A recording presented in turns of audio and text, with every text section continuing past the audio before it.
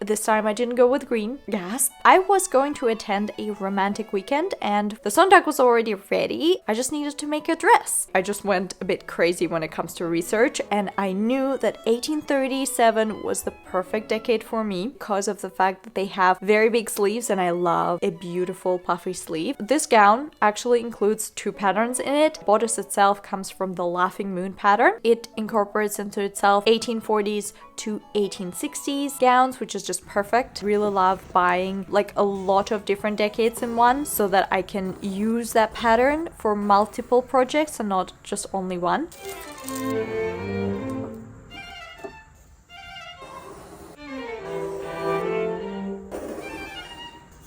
Before cutting into my precious fabric, I made a quick mock-up to check the fit. Think of it as a sewing equivalent of a gauge swatch. The inspiration came from my Fabric of Society book. I really loved the fact that in the late 1830s, early 1840s, a lot of fabrics that were inspired by flowers and there were just a lot of flowery prints. And you know me, I love flowery prints.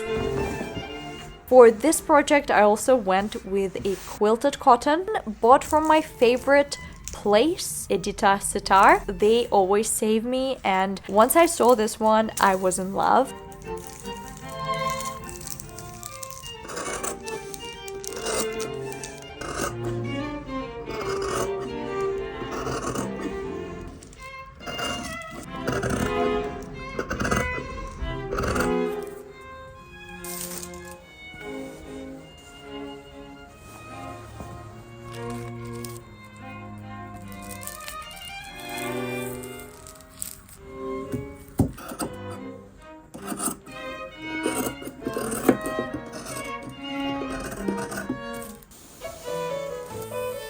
I'm flatlining the bodice by basting the fashion fabric to a cotton inner layer and treating them as one single piece.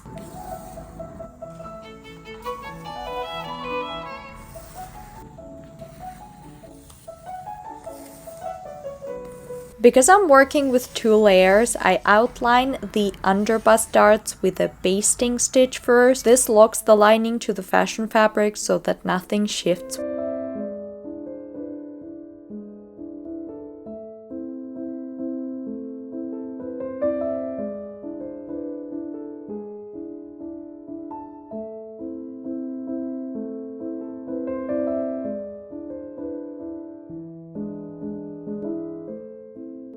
I assemble the bodice, trim away the excess fabric from the darts to reduce the bulk, and then insert boning into the channels.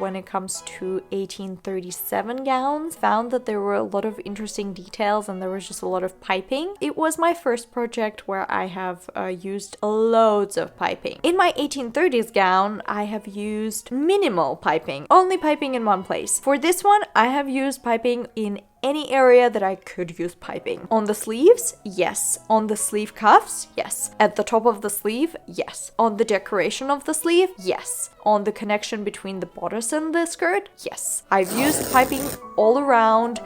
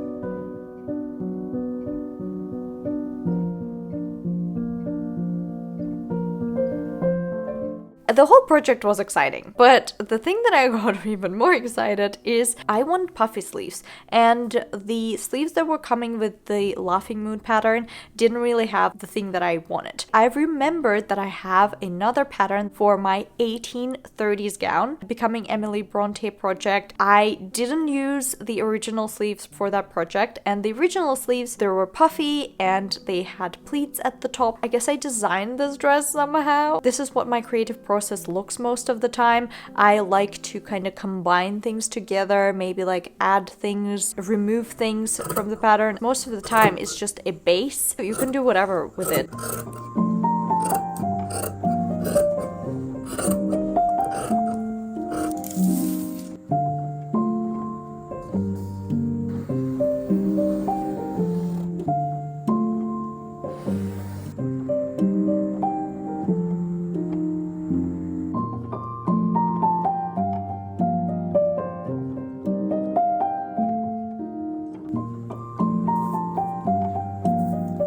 I'm not doing a lot of pattern matching usually, but I've decided with the sleeves that I'm just gonna cut them as if they were pattern matched. So 2 sleeves are gonna be cut super similarly. So this is the first sleeve that I have cut, and as you can see I just lied it down on top of where I'm thinking the second sleeve should be. It is pretty much a match. First sleeve, this is the pattern that I placed on the fabric that I'm then gonna cut. 2 sleeves are gonna basically look identical instead of one being a bit off. So at first I was thinking I'm gonna start here, but as you can see this pattern is different to where the first sleeve started, but this one would have been in a totally different place, and that means all of these would have shifted. I actually sewn 2 left sleeves, or I guess 2 right sleeves, and I did not fix it because I did not have enough fabric. It worked when it comes to this project because you can't really tell where's the right one, where's the left one. I don't think it's gonna work for a lot of different projects for sure.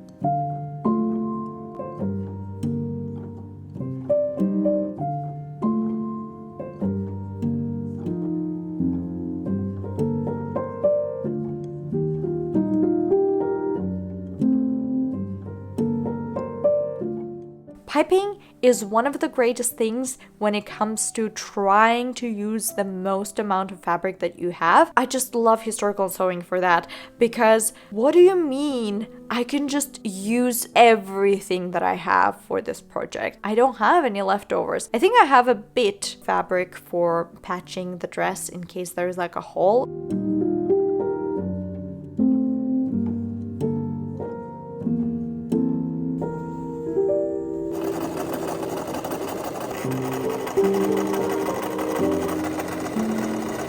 The pattern for the sleeves had some decoration at the top. It only had 1 band, and I wanted to make it a lot smaller than whatever the original pattern gave me, because I found a couple of examples of pretty dresses from the 1837, and they had very tiny little bands, and these tiny little bands also got piping on them. I piped the top and I piped the bottom. The original only tells you to pipe the top, I believe, but the bottom was without any piping. I decided, let's go all the way. Let's just do piping. With piping, everything just looks so much better. I will just forever talk to you about piping, am I not? I just made this strip a lot smaller. So this is the original one, and this is what I have. The back is going to be like so. I'm gonna leave it raw because either way I'm gonna sew it onto the sleeve. We're only gonna end up with this bit. It's gonna look a lot better on the actual sleeve.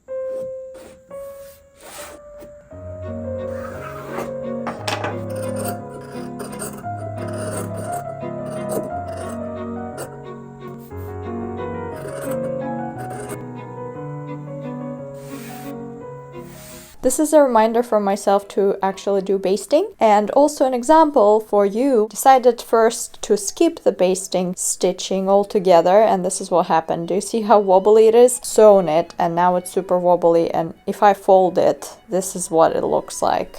Disaster. Look at this. This is the basted, and then I went with the normal stitching here, and here how it looks. The basted, non-basted. The difference is super visible. You can see how wobbly this side is. Do your basting stitches, everyone. This is just gorgeous. And a lot better, I would say, than pinning, just because pinning does also make it a bit more wobbly.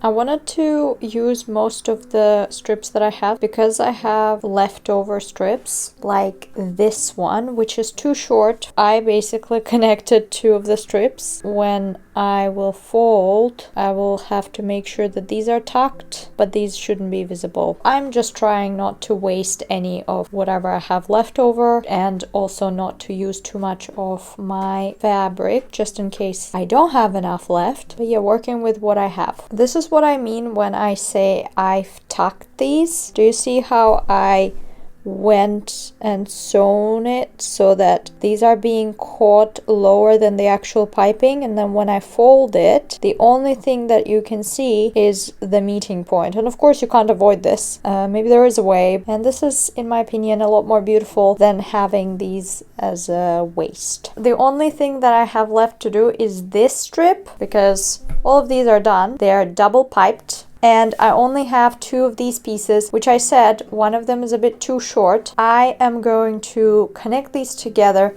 do the same thing, and I am left with nothing in regards to waste, except like tiny pieces of actual fabric, nothing with the cord. That is awesome. Lucky me.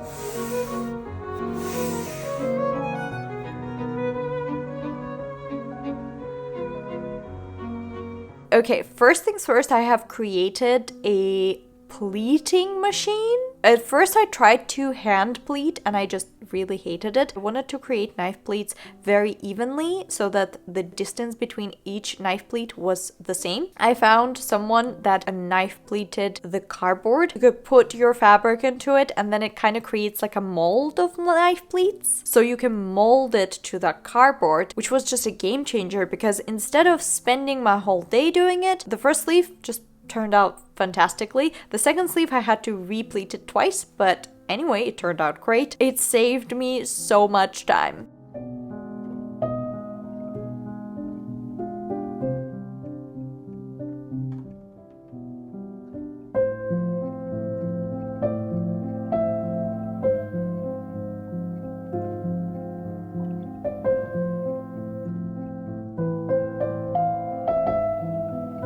Once the knife pleats were done, I have placed where the decorations of the sleeves will be, and then I have basted them on top of the sleeves. I believe all the time that I have spent trying, fixing, sewing, basting the sleeves, it was all worth it because look how happy I am.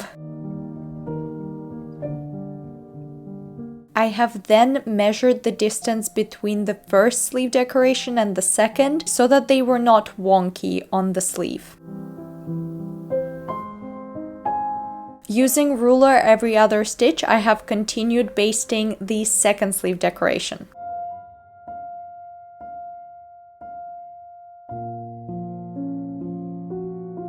Maybe for some people, hand sewing, basting is very daunting, but for this project, I was very invested in it. I really loved just doing it every single day.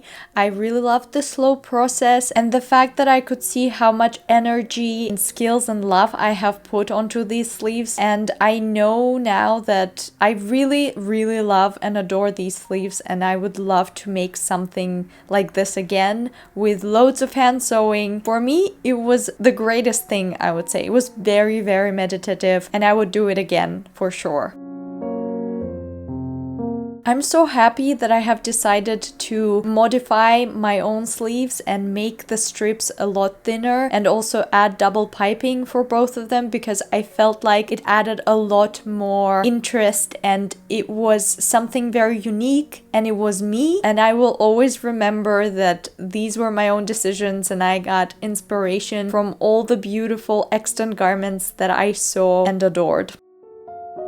Now that the decorations were basted, I went and sewn the knife pleats so that they won't come apart. I have actually hand sewn an invisible stitch in between the piping and the sleeve decoration so that the stitching won't be visible. I would say the sleeves probably took me the longest to do because there was just so much hand sewing. I just didn't trust the machine to ruin it because I spent so much time doing this. Can we just appreciate how beautiful the sleeves turn out? Because just a moment of appreciation for these beautiful sleeves, because it took me so long. I have pricked myself, my finger hurts because I couldn't find my thimble anywhere. I don't know where it is, so I had to like kind of push with my finger. There was a lot of hand sewing involved for this. There was a lot of figuring out the pleats, and I had to redo the pleats like multiple times, and it took me maybe like 5 tries to just do it. Let's just appreciate the hard work. Totally impressed by myself. I have no words to express how happy I am about these sleeves, and I've been a bit emotional the whole day about these sleeves. Maybe it's the fact that it took me so long to figure out the pleats. Maybe that. But I just wanted to like show people, look at this. How can you not be in love with this sleeve? It's just so beautiful. I'm so glad that I made these like pipings going through. I took my time to be more slow on this project and do more beautiful details like the piping, like these 2 strips. Instead of making them too like large, I decided to make them smaller, like the accent garment. I'm just so happy with like the positioning of the flower here, and it fits. Oh my god, look. I'm speechless. This is going to be so beautiful. I'm just gonna keep it like this. This needs to have its own channel. This is for myself for the future, that yes, I was right to making tiny details and taking my time and also doing the knife pleats, because it is worth it. Though it took me so long to figure it out, it is still worth it. I can literally rip off the sleeves and then put them onto like a different dress. The sleeves I'm super proud of. The dress I'm also super proud of, but there's only bodice. So I don't know what's gonna happen. And now I have to sew these with the prick stitch. It is super invisible. It looks like I've glued it or something. Like you can't see the stitching. Now that the top of the sleeve is done, I'm working on the cuff gathering. For the sleeve, it is just gathered in the middle, and then the rest is going to be ungathered. I also needed to create more piping, so I went in and I have sewn more piping strips. I would say piping is one of my favorite techniques, and I would never skip it. Every time I see an opportunity, I go for the piping. Once I have created the piping strips, I went in and basted all of them around the cuff, and then I went in and I have stitched all the pipings.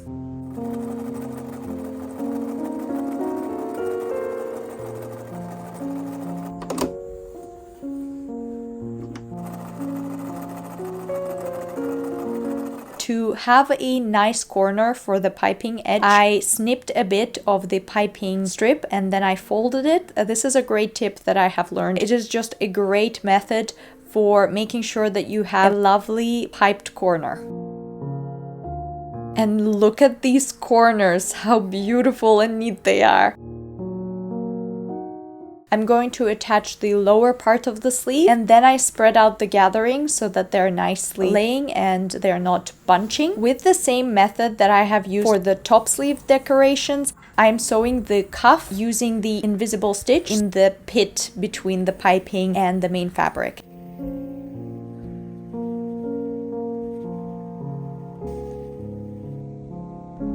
To create the finished cuff, I also prepared the lining, and then I have sewn the lining of the cuff to the main fabric of the cuff with a very, very tiny stitch.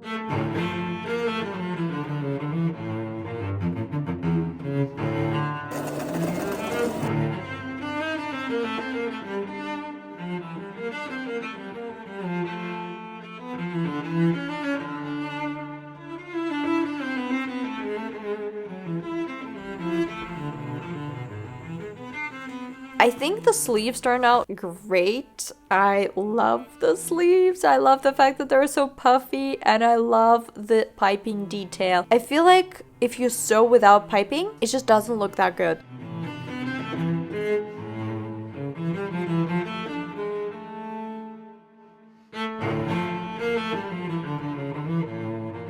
Once I was happy with the position of the sleeves to the bodice, I have then hand sewn it.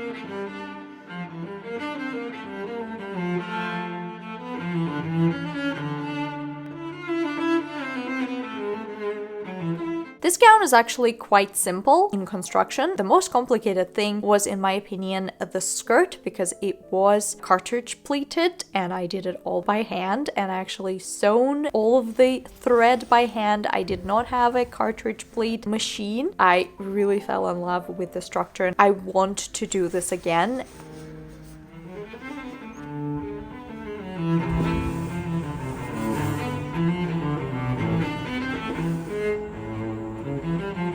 Once I was happy with the position of the cartridge pleats on my sample, I have connected all the panels together.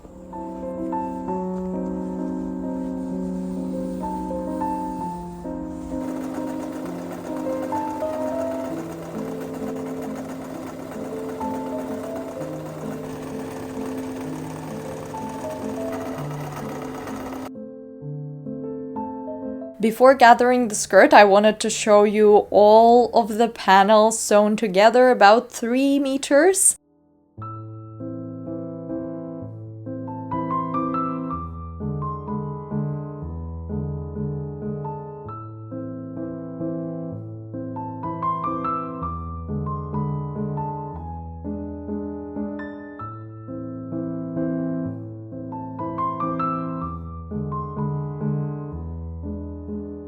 I need to make a little vent so that I can get in and out of the dress.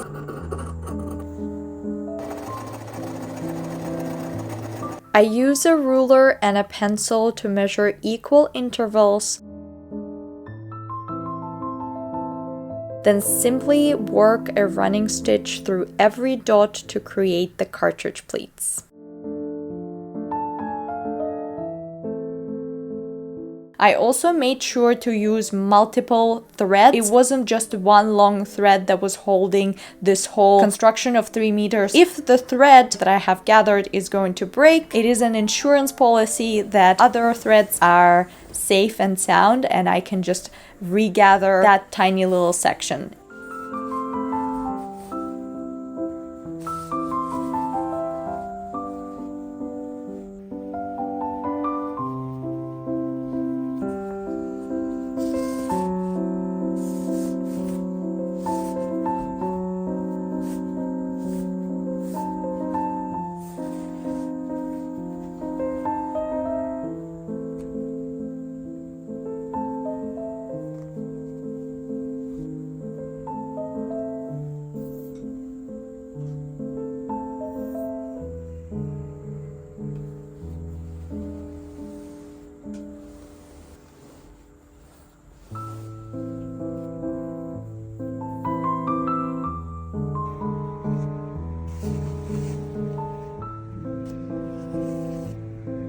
Once the skirt was pinned to the bodice using a whip stitch, I have attached every single cartridge pleat to the bodice.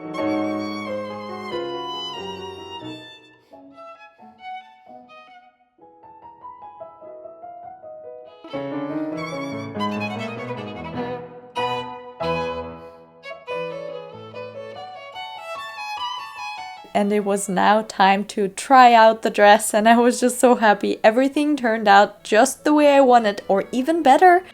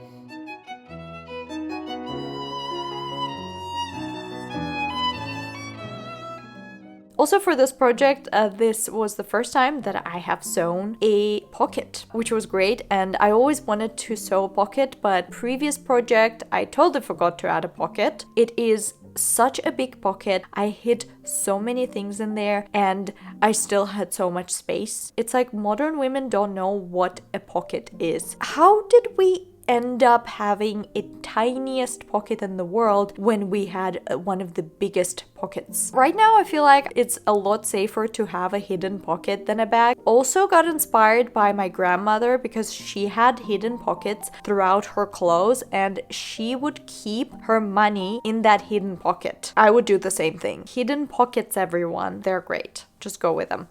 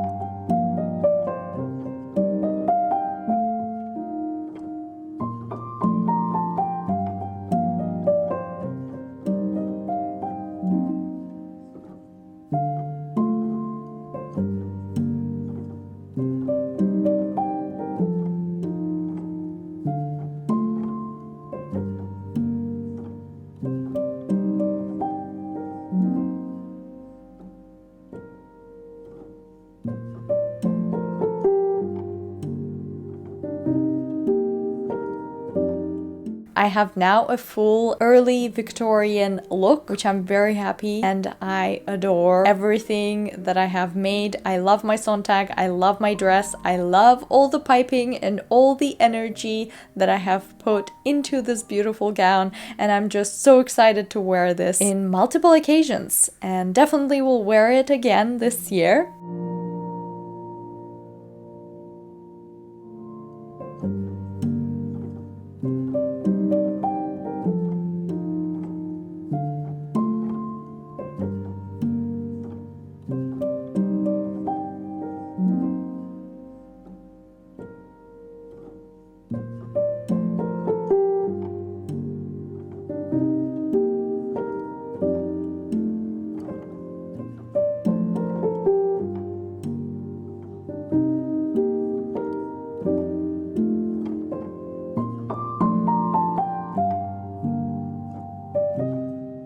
This was my 1837 gown that I have created for myself. This is actually me wearing it with the Sontag that I have created, and if you're interested to see how I knitted this Sontag, which is a historical pattern from the 1860s, you can watch this video right here. I think I want to create more Victorian garments for sure, and if you want to stick around and see a lot more upcoming projects, there's just a lot of vintage knitting, sewing, historical knitting, sewing projects that I am going to share in the future. You can always support me. You can support me in Ko-fi if you like, and if you love to see more of my videos, you can always check these ones out. I will see you in my next one, everyone. Thank you so much for your support. Happy sewing and knitting, and just have wonderful time whatever you are in the world, and I will see you in my next one. Bye everyone.